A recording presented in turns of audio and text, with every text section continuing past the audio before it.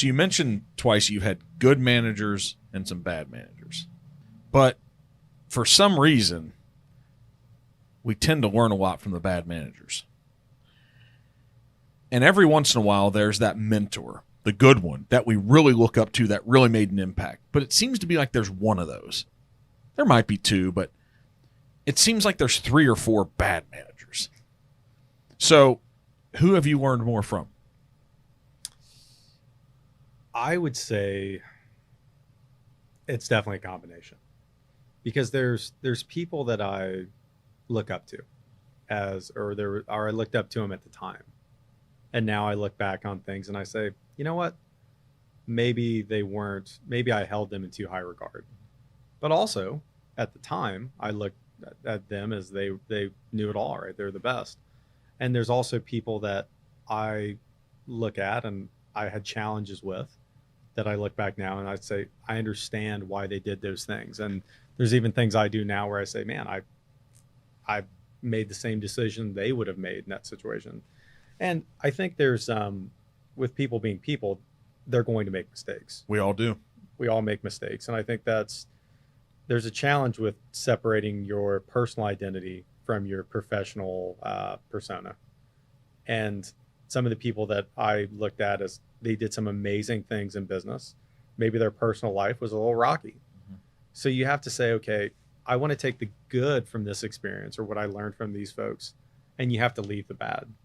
And I think there's also there's a certain degree of transition and where things change and develop, where this could have been good behavior 10 years ago and acceptable or a good way to manage, whether it's throw a plate against the wall and yell, where that may not be the right way to do it now.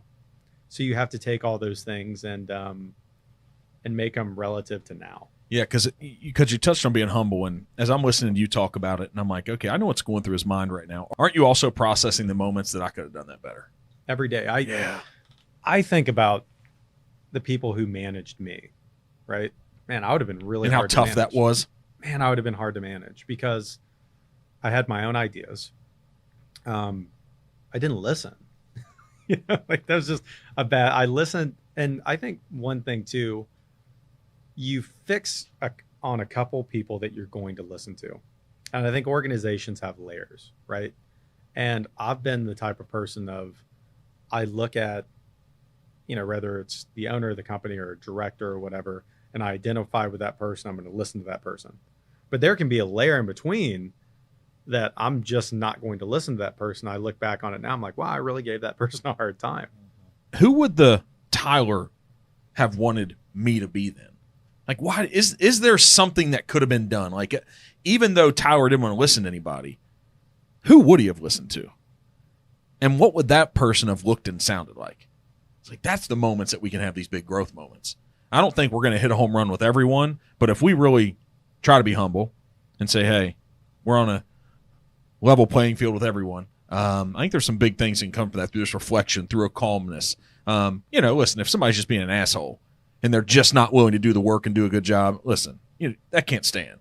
But I don't know, maybe we can be better for the Marks and Tylers now. I think that's probably what a good manager is. Right? That's right. Trying to plug into everyone and, hey, I can't change our goals and the things we're trying to accomplish here. I can't change them for you individually, but I don't know, let me try to hear you a little more.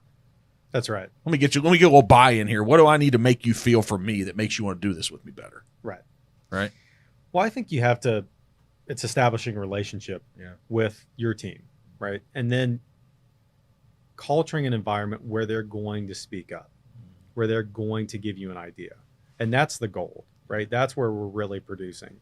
And, just there's small examples I can think about the last couple of weeks where I talked to my marketing and design team and I said, hey, I want you guys to come up with a festival map. It's drawn out, start labeling it and putting signs together. And they're like, well, I don't know how to do that. I'm like, yeah, you do. You do. Go ahead, take that chance, right? And we want people to think and to stay within the guidelines and the boundaries. But I also think from an organizational standpoint, this is kind of that boring corporate stuff, we have to have clear expectations, right? And we have to have those guidelines. And then we lead from those expectations. And then I think they're either going to live up to those expectations or they're not. But through common language, they're going to understand how we need to get things done. how have you found it that you could identify a Tyler? Or, like, I've got some anarchists inside of me, right? I'm like, oh, that's the system. Okay. Yeah. So we're going to lay down these corporate boundaries on people. What do you do to try to recognize that person pushing those boundaries? Like, there's talent there. Because they can make us feel like, hey, would you just do what you're supposed to do? Hey, can you just stay within the boundaries? I think I'm flexible enough. And then that person that wants to break through, how do you identify them?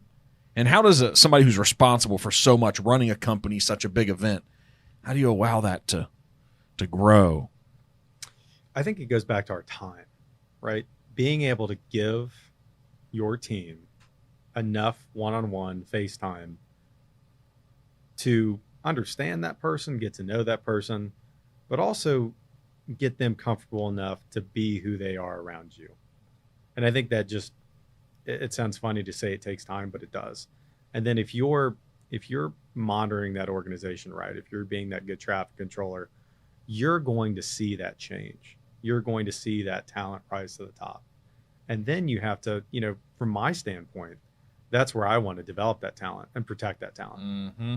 Because there's people we put time in, and there's nothing more disappointing to me than when we have talent and we didn't give that talent the time and attention they needed, and they leave. We lose them. Yep. And there was somebody who actually, one of my CPA, we were talking about, there's a quadrant, and the funny thing is, it was really like meaningful to me, but I didn't take in all the information of this.